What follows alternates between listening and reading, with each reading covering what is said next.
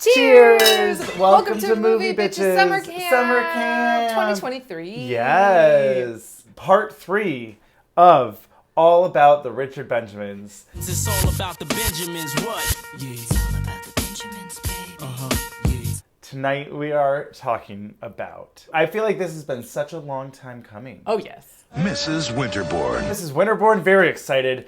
Shirley MacLaine. Oh, Ricki Lake. I mean, yes, of course. Oh. But like, honestly, Shirley... Well, as we discovered and talked about last week... Well, she did save the world. Yeah.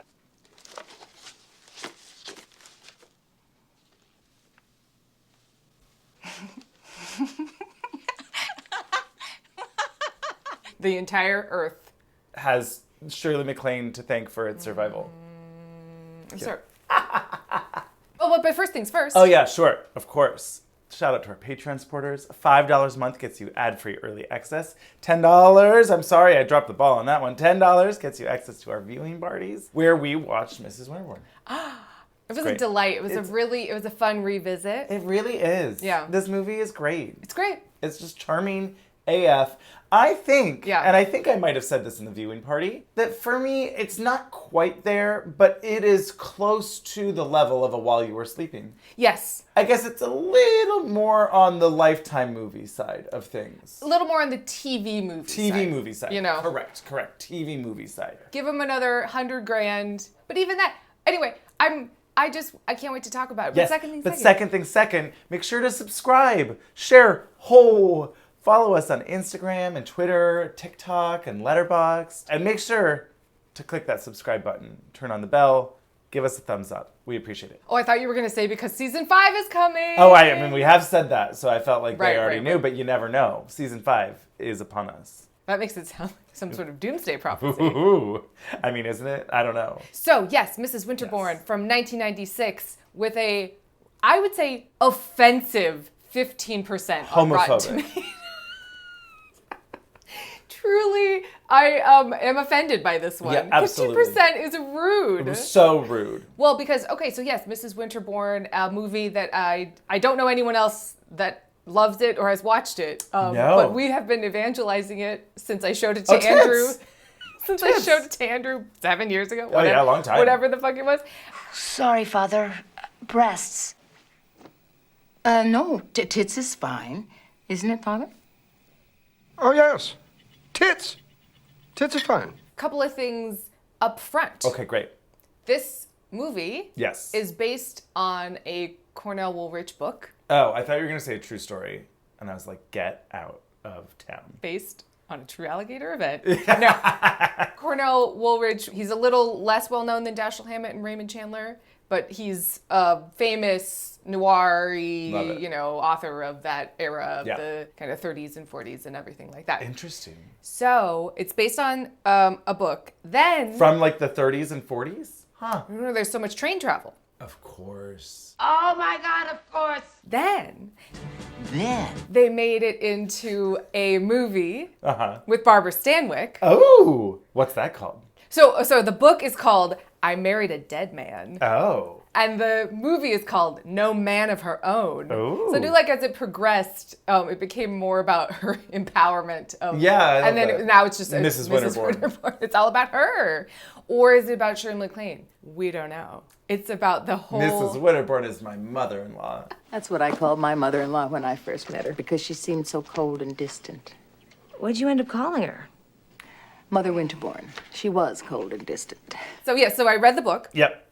It's great. It's darker. It's not a rom-com. It's much more about them not trusting each other after the murder happens. And Murder. We're investigating the murder of Stephen DeCunzo. Well, then you'll be wanting to speak with me. And why's that? I'm the one who killed him. gets killed. Well, but it's not like They're murder. not on the train. It's, The ex-boyfriend. oh, that murder. Oh, see, that's why this movie's great. There was a murder? Someone was murdered? It doesn't count. He was an asshole. I had a great time. I didn't even notice. What happened? He died? Yeah, no, but that's what I'm saying. Richard Benjamin does a great Yes. job of towing the line of this really shouldn't work on Right. paper. So Right. the basic plot is a destitute woman who's exceedingly pregnant from a full asshole. Yep. Gets thrown out, and her last dime she spends on getting on the train just so she can have somewhere to be. She doesn't spend any money getting on the train. She doesn't in buy the a book. ticket. She Oh, okay, in the book. But anyway, across all of the mediums, and she meets a kindly couple who's also pregnant, just married. We get an exposition dump. Oh. My in-laws have never seen me. We've never met. I could be replaced. Convenience. Yeah. Train crash. Oh my God.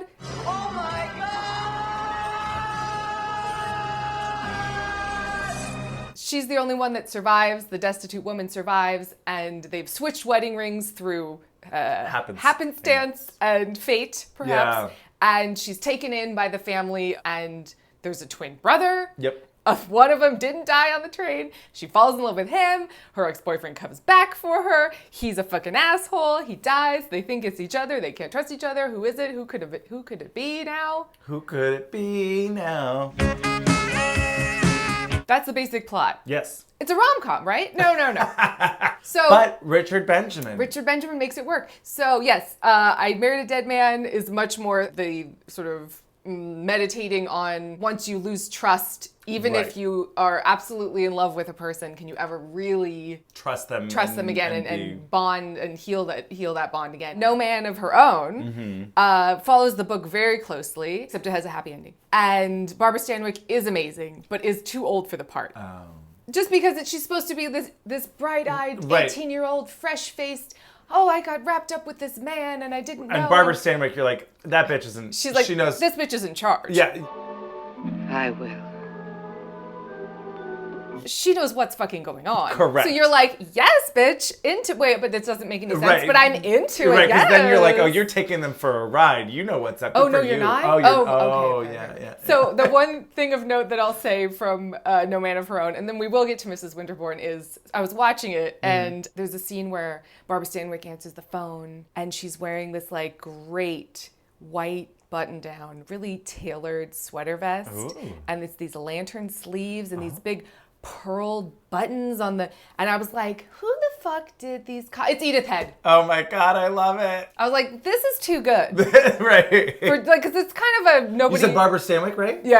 Well, yeah. that's. Yeah, but it's not a movie that people, it wasn't like a big movie. No, it wasn't but Miss Stanwyck's gowns. Miss Stanwyck's Gowns by Edith Head. Because I was just like, this is something's going.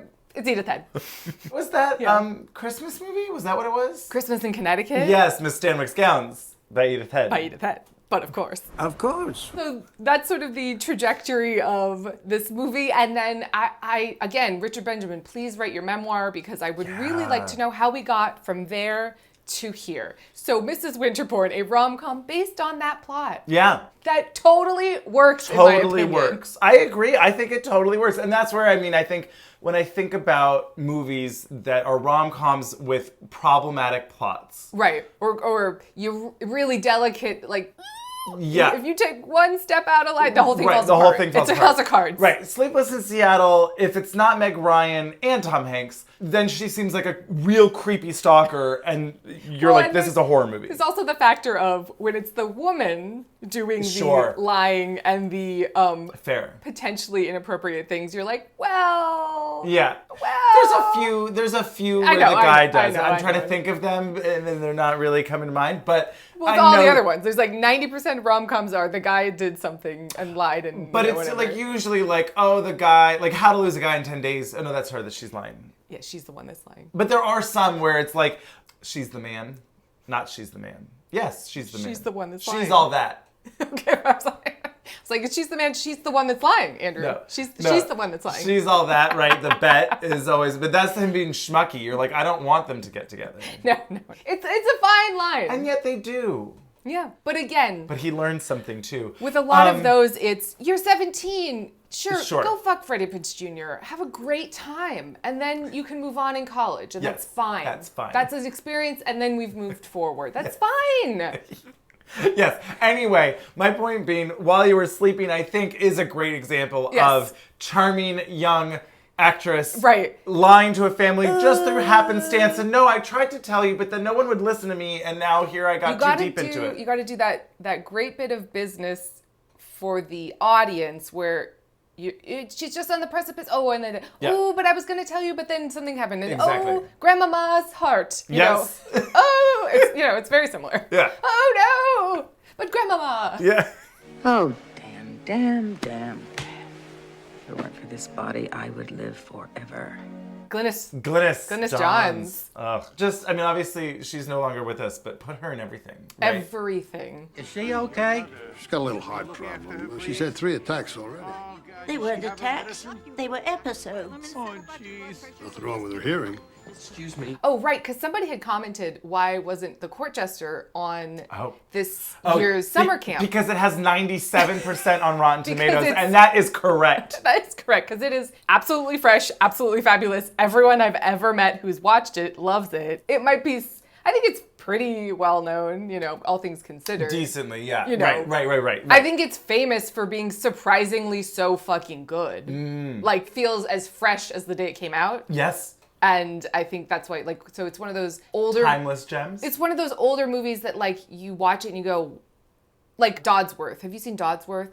It's one of those movies where it just feels modern, but it's, you know, black and white, and it's Right. and you go, huh. You're like stopped in your tracks, like, holy crap! If you haven't seen Dodsworth, go watch. I mean, Great. it's great. It's not a comedy, but it's great. Love it. Anyway, Anyway. I think Richard Benjamin did a great job Yeah. of, one, managing talent. Yeah. Oh, He gets great performances out of everyone in this movie. great cast. Yes, great cast. We haven't even mentioned that there are 2 Brendan Frasers for the price of 1.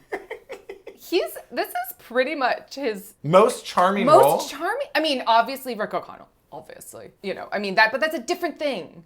Like as far as I just didn't see it. the Mummy, Rick O'Connell. Oh, wow. I love, you just, yeah, sure. Hey! O'Connell! It looks to me like I've got all the horses! Hey, Benny! Looks to me like you're on the wrong side of the river! On a full name basis with the character in The Mummy. Rick O'Connell. Of course. Of course. He's Rick O'Connell. Andrew, that's... I had a friend who is logged into my Amazon Prime. She texted me, she's like, I rented The Mummy for only 27 cents.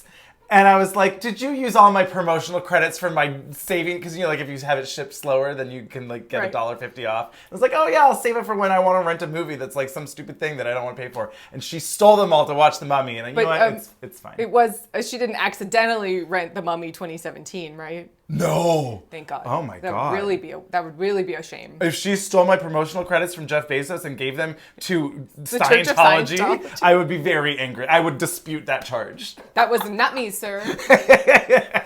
Password change. But yes, you give Brendan Fraser that 12 cents. Thank you. Yes. Anyway, that's my Mummy story. But yes, he is very charming in that. That probably is his most, you know, Well, it's a because he's different- such a more lead there. She's the lead in this. She's the lead in this. This is my favorite rom-com of his. You know, Sure. it's funny, he's the least objectified in this because he was always George of the Jungle, Right. Encino Man. He's always like shirtless Mummy. and the Mummy and all of that. This is his most sort of subdued performance. He's always in a suit. He's in the suit. He's uptight. Yeah. And he's pulling it off fabulously. Yeah. He's snarky, and it's great. But lucky for him, he doesn't look anything like us. Oh, Bill. Oh. Come with me, Patricia. Oh, it's so good. And also I would recommend a movie called Still Breathing that he did before this, a rom-com that is tragically underrated. Still Breathing, Brendan Fraser. It's a good one. Okay, great. It's good. Love it. So check that one out. Ooh, fun. Oh, we should watch it. New rom-com to watch. Ooh! Ricki fucking Lake. That's what my note says. Ricki fucking Lake. Steve assured me I was both beautiful and unappreciated by the world at large.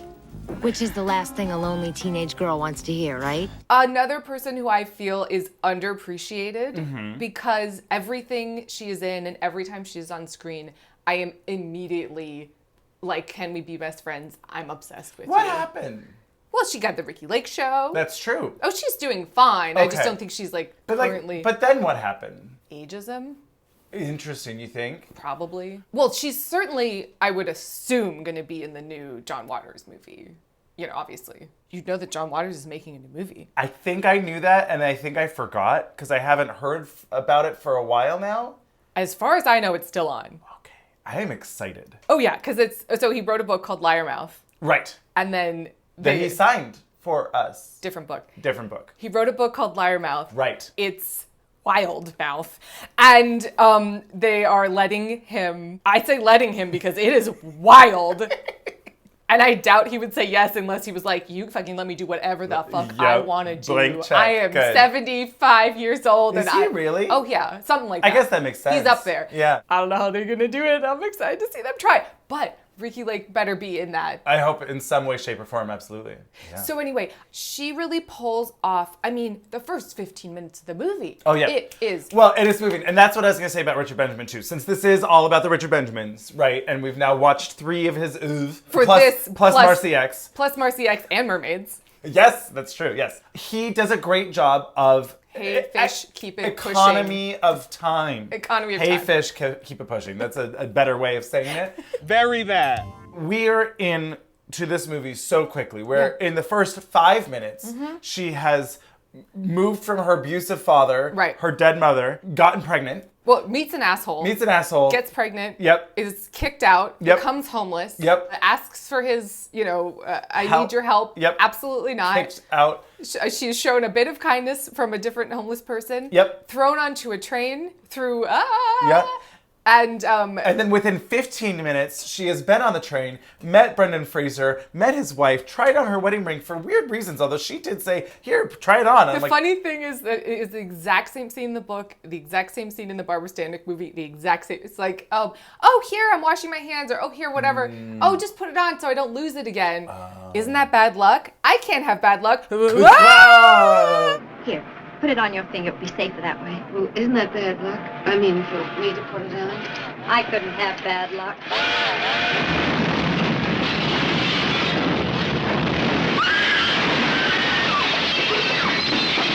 Try it on. Isn't that supposed to be bad luck? Oh, I couldn't have bad luck.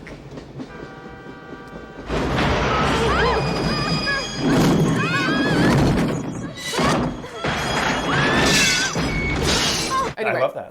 And they have died, and she has now awoken in a hospital. What? I was just trying to remember, what train crash and train movie were we just Mrs. Winterbourne? No. talking about at Christmas? We talked about it at Christmas? With Martin Sheen. Martin Sheen? Martin Sheen. You don't remember Last Train to Christmas? Martin Sheen's not in that. He's with the wigs? Martin Sheen, that's President Kennedy, you idiot! Well, same difference. I mean, he played Kennedy once. Oh, Michael Sheen. Michael Sheen. I was like, Martin Sheen? Michael Sheen. Yes.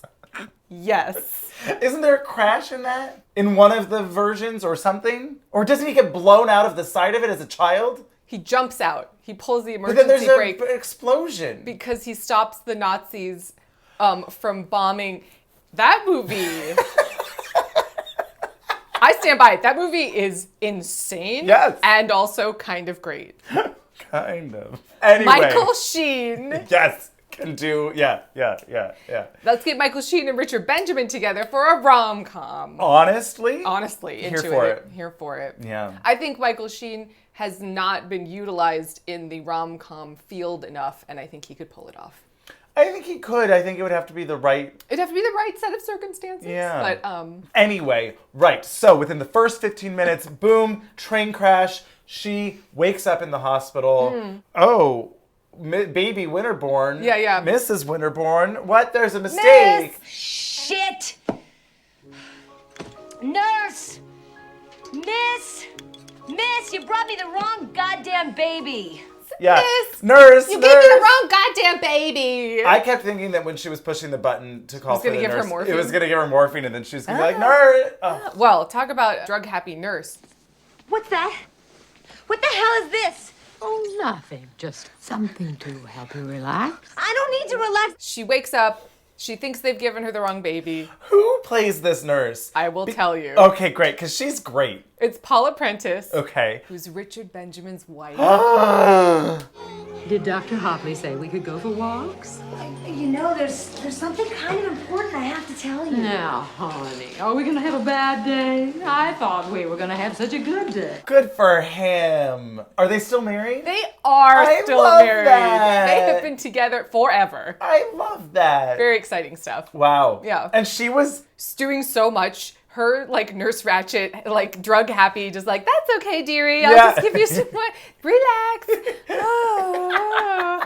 I think that's important. That sort of, like, off-kilter, you know, she doesn't feel safe anywhere. Yes. And there's just enough sort of danger at that hospital. Sure. You know what I mean? Like, in right. Like, oh, hospitals, nurses. Right. She's If I get too animated and start to try and tell people that there's a mistake, she will just drug me. Put me in the attic. Yeah. Exactly. And so. And also, then you're flipping between. I feel like there's a mistake and I don't belong here. I have to tell someone, but they won't let me. Yeah. And also then being drugged and. Are we gonna have a bad day?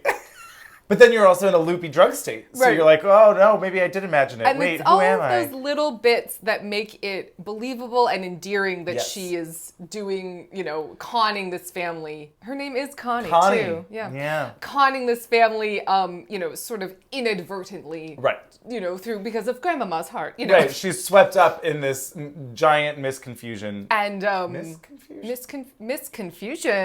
Misconfusion. I like that. You empathize with her plight. You know, she says, if I wasn't Mrs. Winterbourne, would we be able to stay in this room? No, of course not. No. You would be the public. Yeah. You know, a lot of it is she's doing it for the baby. You know, Yeah. she doesn't want, I don't want your money. Although, here's just a thought. Yeah. Shouldn't Amtrak be paying for this bill? We don't know why the train crashed. Of course, you know, mistakes were made. I'm just saying we don't know if it was like, the conductor was drunk. The railing wasn't Sure. inspected upon. Maybe a truck ran into, like, we have no idea. I get that. I'm just thinking if you were in a train crash, that there would be insurance policy. I think the movie was like, don't remember that. Forget that happened. We're moving forward. Right. She certainly wouldn't be in the fancy room. The fancy room. Yeah. The gifts, the flowers, all The of giant water, the baby giant bottle. I love that that's what she just constantly clings to. She's like, no, I gotta bring this giant bottle. Yeah.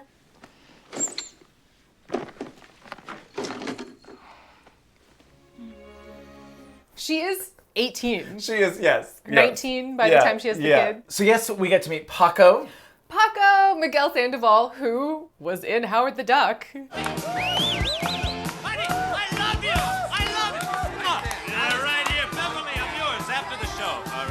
He was one of the punk guys at the club. That's right. You talked about that. I did. And I don't think I really processed it. Fully... I was like, yeah, sure. That makes sense. Uh-huh. I hadn't seen this in forever. Yeah. And I don't know. We'll have to put them side by side so I can be like, I already did it in the Howard the Duck episode, but we can do it again. But I didn't... Weird connections. Yeah. He's great. Paco. Gay. You know what? Peter's gay. Gay, but it's presented in such a he's gay. Like you know what I mean? I'm trying to think of the right words, but you know what I mean? It's just nonchalant. It's just and he happens to be gay. It's not necessarily a plot point, but it does inform his character. Yeah. Once we find out about it, and it's in such a sort of throwaway, you know, oh, the pool man left again, you know, or whatever, and he got into the tequila or whatever. It was the pool repairman. Paco really thought it was true love, but I could tell that bastard was just out for a good time. And you're like, oh, you know, and then that sort of informs you for the rest of his performance, and then it endears you to the family as well, because you're like, oh, you know, and he gives his whole speech about how they saved me, and you know, if a person like me growing up in Cuba, you think you're the only one with a pass. Hey, bring it back. You know what they do to men like me in Cuba? You got a choice between jail and a little goddamn boat in a whole lot of water. I pick the water. And it's a great little monologue. It's a great little monologue. This job saved my life. This family saved my life. They're stronger than you think. Didn't have to be there. They nice that they it's there. didn't have to take the time for it, but they did. And I appreciate that because it's those little moments that, again, he's good at economy. It's not long. No. It's not a long speech. Tight. It's a short little, and it informs the plot. Yep. It furthers the plot. Yep. I don't know you. I don't know where you come from, but I know this.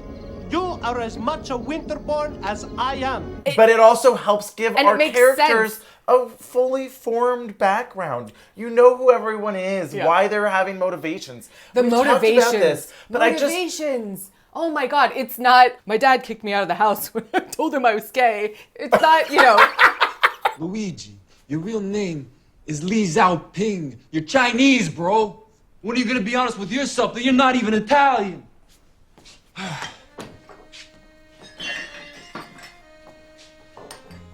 You know, when I told my dad I was gay, he threw me out of the house. Luigi, your real name is Kai Xiaoping. You're Chinese, bro. It's not that we were like, what? That came out of nowhere, and it was informed by nothing, and had no, what? It's the opposite of that. No, only is it sort of a little the same. It's just not well done in Little Italy. Not well done at all. When my dad kicked me out, right? It's like it comes from so in Mrs. Winterbourne, she is feeling guilt about all of the things that she's not telling them, and that she's taking advantage, and she feels horrible, so she can't lie to them anymore because she's such a good person. Yeah. So she runs away. And I'm not a real Winterbourne. I can't do this to them. I love them too much. You're as much a Winterbourne as I am. So his speech is like, it makes perfect sense why and when it's happening. Absolutely. Little Italy makes no sense. What? Oh, I'm not defending Little Italy. Don't get me wrong. But it's nice to compare them and you go, that's why it works, that's why it doesn't work. Yeah. Brendan Fraser's speech about him and his brother and Paco raising them and playing Paul Revere, and they're running through the streets. Why Paco? When did your dad bring you? Well, let's see. That was during a period when Father was away on business most of the time. Our childhood, it's called. So Boston, my brother's coming. That's cute. Did I cry? I cried. Yeah. He was running ahead of me, and he's Paul Revere, and I'm a redcoat, and he's screaming, "My brother's coming! My brother's coming! My brother's coming!" It was a full-out speech, and you're like, oh. Well, then you miss him, and it's like, his brother died. I think the first time I was here was when Paco brought us. We were in like the 4th grade. Me and Hugh were just bombing history. And he said, you want to know about what history? Then you got to go where it happened. Well, and they shot a lot of it in Boston, yes. Which is really, it's refreshing to see a movie that is shot in the city that it is supposed to be taking place in. We've seen that in, I would say, all of the... Richard Benjamin movies. Yeah. Well, certainly the Richard Benjamin movies, right? San Francisco with Whoopi. Yeah. Well, it was like NorCal kind of... Yeah, Bay Area. Bay Area in My Stepmother's an Alien. But yeah. Still, there was like beach scenes. Everything felt real and specific and chosen for reasons. And I feel like in a lot of movies these days, it's just like, Like, do location scouts do anything anymore? I'm sorry. That's so rude. I don't know. I'm just so sick of movies feeling like they're anywhere. Or they're on a set. Or they're green screened. Or not for a purpose. If you want your movie to seem like an artificial kind of fantasy, then do it on us, But like the intention of these people live in Boston, that informs who they are as well. Yes. So when they walk around the city and he says, oh, you want to see Paul Revere's house? I'm going to take you on my patented tour of the Freedom Trail through historic Boston, past Bunker Hill, Paul Revere's house. Hey, can we go to the Cheers bar? I pretend I didn't hear you say that. Oh, so one of the writers, whose name is Phoef Sutton. I've never seen this name. Phoef. Phoef Sutton. Love it. One of the writers of this movie was the EP on Cheers, which she said, can we go see the Cheers bar? Oh, God. I love that. So touristy. But it's like, the writer had an experience. Yeah. He put that experience into the movie that then informed the characters that then it's just like, this series of progressive events that make you care. I love that. Just expanding on this, me being an old man grumpy shouting into the void, but I'm just thinking of Mrs. Doubtfire Iconically in San Francisco. Iconically in San Francisco. It doesn't really mean anything to the plot, and yet it's memorable. Yeah. That it is in San Francisco, that it takes place. All of these 90s movies, I feel like there was a lot of scenery or settings that made sense and that were specific. Lived in. And I wonder if now, is it because of like streaming that they don't want it to be specific because it's in so many they want it audiences? You want it to appeal to the most common denominator. Right, so it's just anywhere place. Anywhere USA. Or not even USA. Sure, right? Anywhere town. Anywhere Earth. Yeah. The Netherlands. Oh, Holland. No, the Netherlands. That's boring to me. Oh, yeah. I guess it seems like less artful, right? Less personal to the people making it. Yeah. Because perhaps it was created in, a committee room rather than someone who wrote it and was like, I'm creating art. I read this old book and then decided we should make it a rom-com. I do love this idea of like, how can we make classic film noir plots into rom-coms? And can you do it? You definitely could. I love that as a class, like a project. Right. What's the tonal differences and how do you shift that? Like, can we make Double Indemnity a rom-com and does it work? Probably. I think I Love You to Death. You haven't seen it. And it's a lot of the humor that I enjoy that's been throughout the summer camp is sort of like dead body, gallows humor of how do we laugh at death and how do we take these things that are bad and turn them into... And that's why I really loved the Winterbourne family. Yes. I always strive to be like, oh, I want to be that quippy or that sort of funny and flippant in the face of death and tragedy. Yeah. Admit it, Mother. If he wasn't dead, you'd be screaming your head off at him. My God, you can be insensitive sometimes. Sometimes? I must be slipping. And work through things that way. I don't know. I've always connected with that. Yeah. Well, and that takes me back. I don't know if you were done. I'm sorry. No, yeah. So that's all I meant is that I want to try and make Double Indemnity a rom-com. I love that. I think you could do it, although it would take some work. Right. But I like that as a like I had it in my musicals class. One of the assignments, like the main assignment at the end, was to pick a straight film and turn it into a musical. I thought you were going to say into a gay film. Into a gay film. I was like. Okay.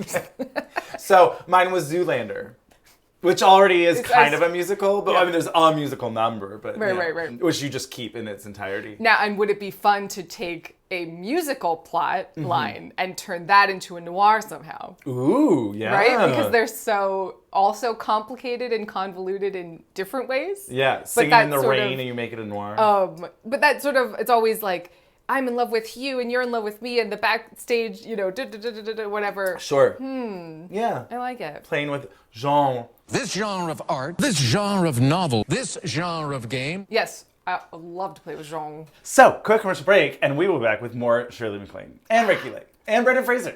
And Miguel Sandoval. Yeah. We meet Paco. We jumped ahead. We did jump ahead. We meet Paco. He delivers Ricki Lake to... Shirley MacLaine. Doing all of it and the most, and I loved it so much. She is my favorite part of this movie. Oh, absolutely. I mean, she takes it from a straight-up TV movie to a theatrical release. Yes, that is correct. No. I'm just still so confused from that train wreck. Of course you are. Anyone with half a brain would be sensitive to that. Thank you, Mother. I'm Bill. She's perfect for this role because she lends such like a warmth to it. Had such a balance of, I'm a grieving mother. I can't cry anymore. I'm a sassy coont. Oh, how did I ever raise such a snob? It's a mystery, Mother. Let's ask the servants. And they show it later, but you can tell that her character has grown from. She wasn't born with a silver spoon. No. She has that whole fabulous speech where she says, "Mrs. Winterbourne was my mother-in-law." I called her that because she was cold and distant. Mother, what was it? Mother Winterbourne. Yeah, because she was cold and distant. What did you end up calling her? Mother Winterbourne. She was cold and distant. She was cold and distant. But she is not. I think that speech is great. Yeah. But also that is apparent in her whole performance. Yes, because it's written into it, and then it's great. The perfect example, I think, encapsulating her brilliant performance and the tonal shifts is she's showing Ricki Lake the photos of her twins, Mhm. one of which has just passed. Mhm. He has died tragically. Oh. And she's, and there's the two boys there. Oh, and there's them doing this. Yeah. And Now, Hugh was particularly embarrassed by this one of him naked, except for the cowboy hat in the holster. Well, you're only in college once, I suppose. I don't have the strength to cry anymore. But everyone's crazy in college. So it's like, we're talking about her, you know what I mean? Like it's one of those things where the joke, you're like, oh, that old tired thing. Right. Look at the naked baby pictures. Mom, don't show the naked baby pictures. It's not. Everyone's crazy in college. Everyone has that college story. So silly. And then it's even funnier because Ricki Lake's like, yeah, definitely. I went to college. Yeah, I know what you're Oh, talking right, exactly. Yeah, I'm not 18 and also didn't go to college and haven't done anything. And I also definitely knew your son and was married to him. I mean, we get to the most iconic scene in the movie with Father Brian.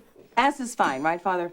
Well, in Judges chapter 15, Samson smote the Philistines with the jawbone of an ass, but I think that was ass in a different... Ass is fine. Ass is fine. Yeah. Tits. Oh, yes, tits.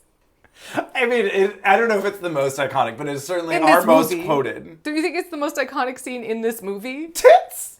Oh, tits is fine. Tits is fine. No, tits is fine. Isn't it, Father? Oh, yes. Tits. Tits are fine. Fine.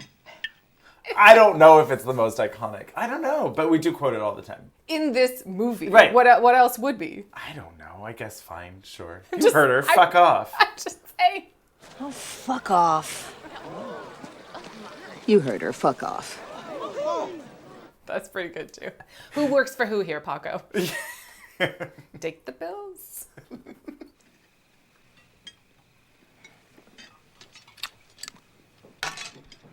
No. Give it to me. Come on, let go. Come on. No. The whole dynamic of the table, right? Yep. So we've got Father Brian at dinner because they're Boston Catholic, but Yep. they're, not necessarily practicing, but he's there for comforting them or whatever. Paco's really the one that's in charge of everything. Brendan Fraser is... So Mother tells me that I was rude and unfriendly when we met. You weren't rude. Just unfriendly then? That's good. That gives us something to build on. You have to forgive Bill. He hasn't yet mastered rudimentary conversational skills. And he's immediately suspicious and trying to kind of catch her out. I guess the clothes are a little big. After the baby came, I guess I lost a little... Height? Height? Right. That sort of... Yeah. I have to lie down. I'm going to my room. What on earth did you think you were doing? Her answers weren't consistent. Answers were inconsistent. Also, another connection to Marcy X, we get Jane Krakowski as That's right. rich white bitch. Yeah. Who, at the big fancy party, outdoor party. Yeah. And The christening.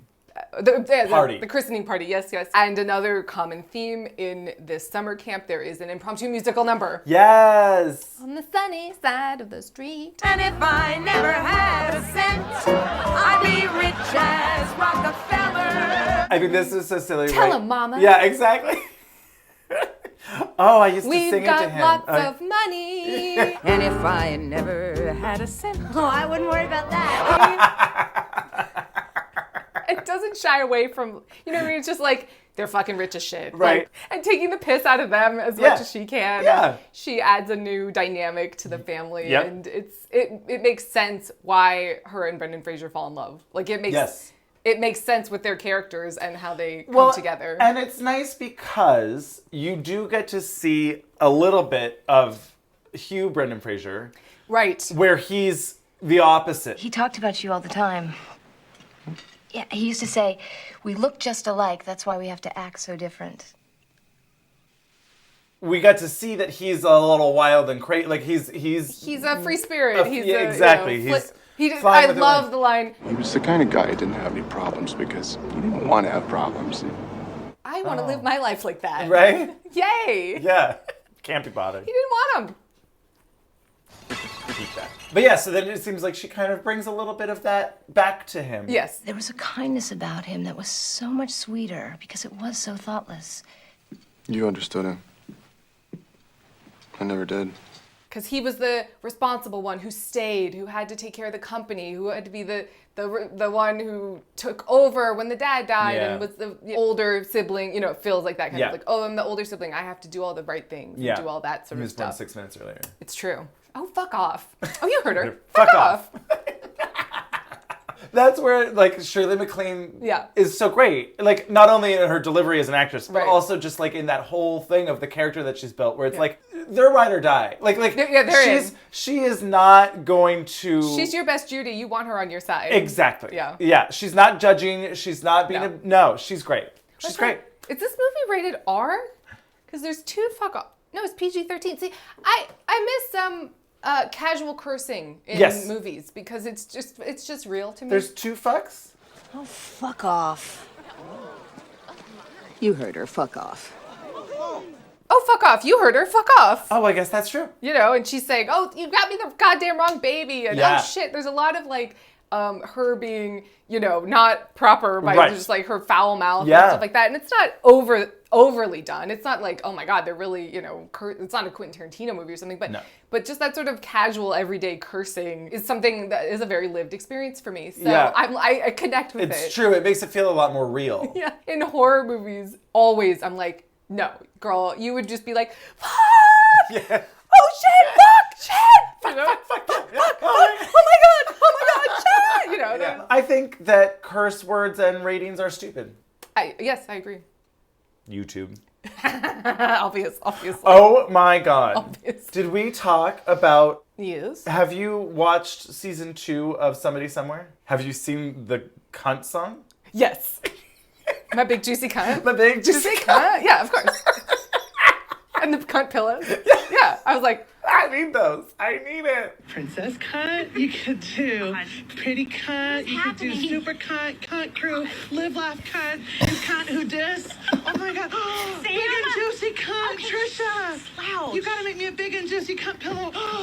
Big and juicy cunt. Are you ready for a big and juicy cunt? America, ooh, she big and juicy. Do you like what you see? That's a big and juicy cunt. Cunt. And then Amy Sedaris was the one that... Oh, I haven't seen it yet.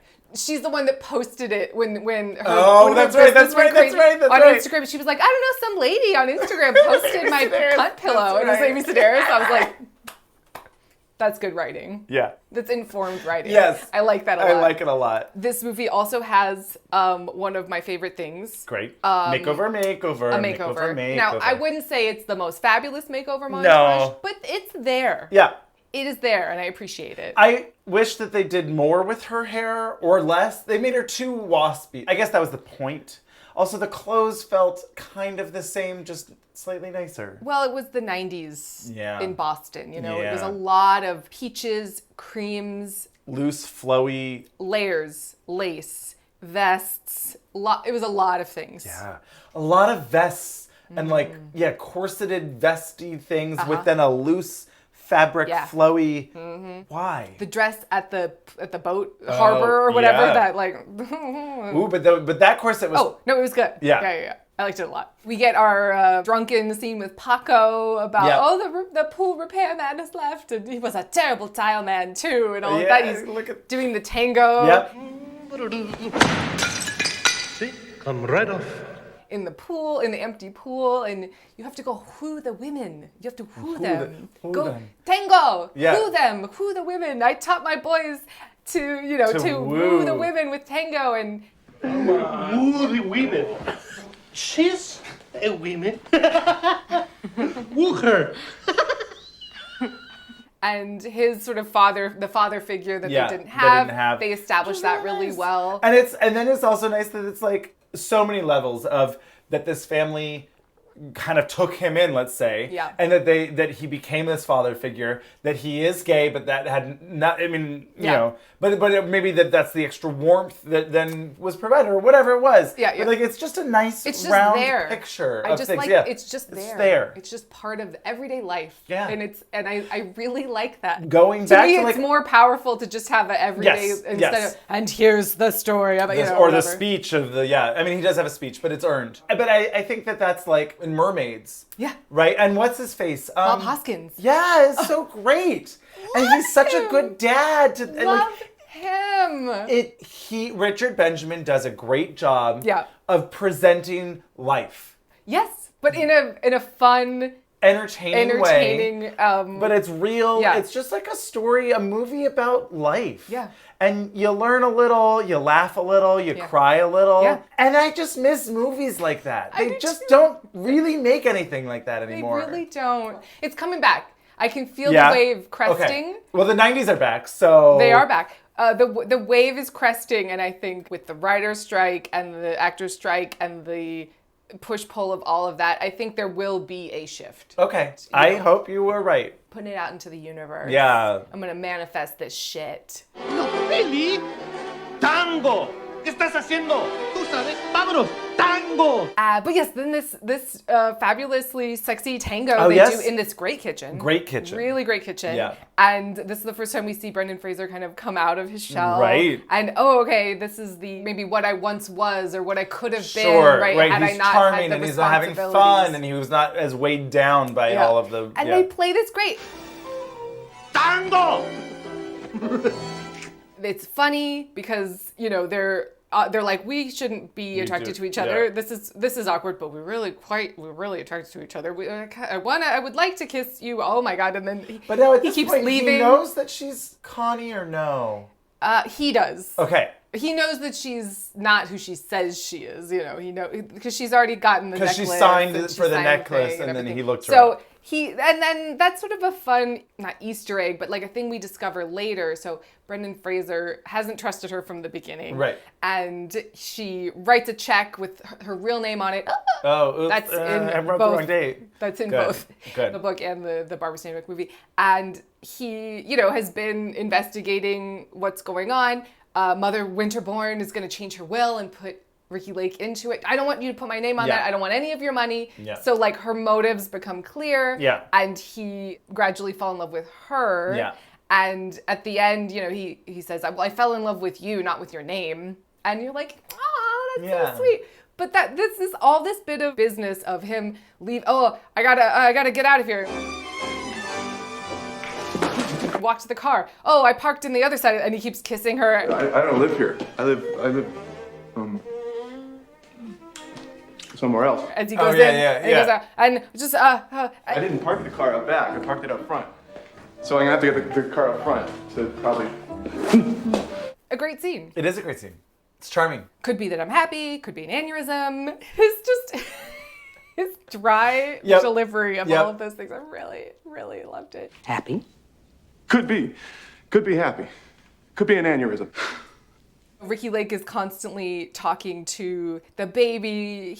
He's sort of her sounding board for, don't laugh, mommy's in denial. It's trying to keep reminding you that like she's doing this for the baby. Like her intentions are for the baby. Like they want to keep you on her side. Yes. Don't laugh. Mommy's in denial. It's all she's got. It's pretty good while it lasted, huh, Cookie? We weren't stupid enough to think it would last forever. Well, that's about everything I came here with. And she has to leave. This is too much because the blackmail note shows up. Someone's going to find her out. Mother Winterbourne's going to have a heart attack. Oh my God. It's true because like she doesn't have a Saul in While You Were Sleeping, right? She doesn't have any friends. She doesn't have a confidant. It's the baby. Yeah, the baby. It's the baby. And and you need that role. Sort of Paco a little bit I guess. later, but Now, if someone told me that Princess Diaries was directed by Richard Benjamin, I wouldn't be surprised. You know who directed that? Yeah, I do, but I forget. I want to, not Penny Marshall, but Gary Marshall. Gary, that's right. That's right. Who also does a great job of making things work that shouldn't work. That's true. Pretty Woman, you're like, this shouldn't work at all. And, charismatic lead, chemistry, doing extra little bit of business. And finding it, doing the work to make those things play and sing. Does it sing? No. Yes, it does. Well, let's make a list. Okay, going, staying. Going? Don't sing it. Hit it! Did you ever have the feeling that you wanted to go? Still have the feeling that you wanted to stay. Connections. Do you ever get the feeling that you wanted to stay? Still at the feeling that you wanted to go. Ah! Make up a list here. Call it column A, column B. Column A is going. Column B, staying. Cha-cha-cha.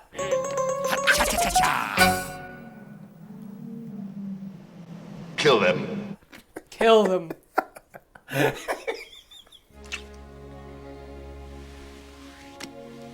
Shit. I always imagined the moment would be just like this.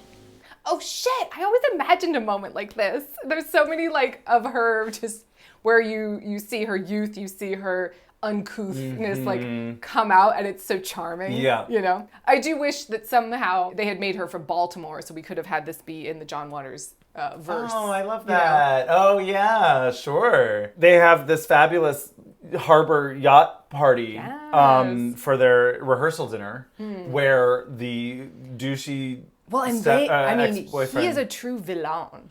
You wanted to have a little baby? Fine. Have it in the street. That's it, Steve! Jesus Christ. Oh, yeah. And they don't shy away from him being a full villain. No, because you need to. Yes. In order for you to not be like, well, fuck, he's dead. Although she doesn't murder him, but you never know. I didn't do it. Well, I didn't do it. I didn't do it. Well, and then this, I mean, Shirley MacLaine, we're not there yet, but they're at the church. And this is how it starts. And I'm intrigued that you didn't... I don't like it. Okay. It started at the end and got back to the beginning. I don't think we need it. I don't think we need it one bit. No. But I do appreciate that a movie I loved as a child, in the first 30 seconds there is a dead body. Like Sure. it's like, oh, and here we Yes. that made me laugh. Yeah, it starts But no. dead body and then, you know, the Boston police coming up to Shirley MacLaine. Yeah. We're investigating the murder of Stephen DeCunzo. Well, then you'll be wanting to speak with me. And why's that? I'm the one who killed him. And, you know. We need to talk to Mrs. Winterbourne. Yeah. The most Boston-y Boston cop that shows up when everyone else is just talking kind of pretty normal, and she's like, we just want to ask about this check. And it's just like, suddenly it's Boston, you know? Are you sure you don't want a lawyer present? I think you should have a lawyer present. I just came here to ask about this damn check. We know who killed him. We got the killer in the car.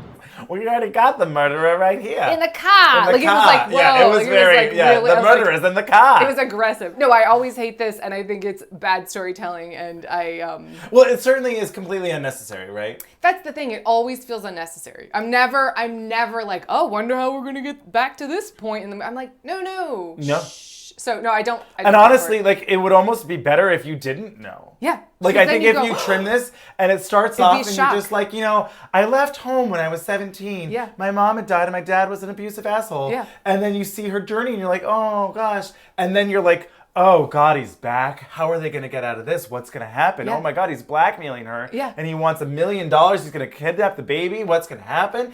He's dead. What? Oh, it was that bitch who said, don't you fucking try and cross me like you did her. Well, he should have learned his lesson. He had it coming. Oh, yeah.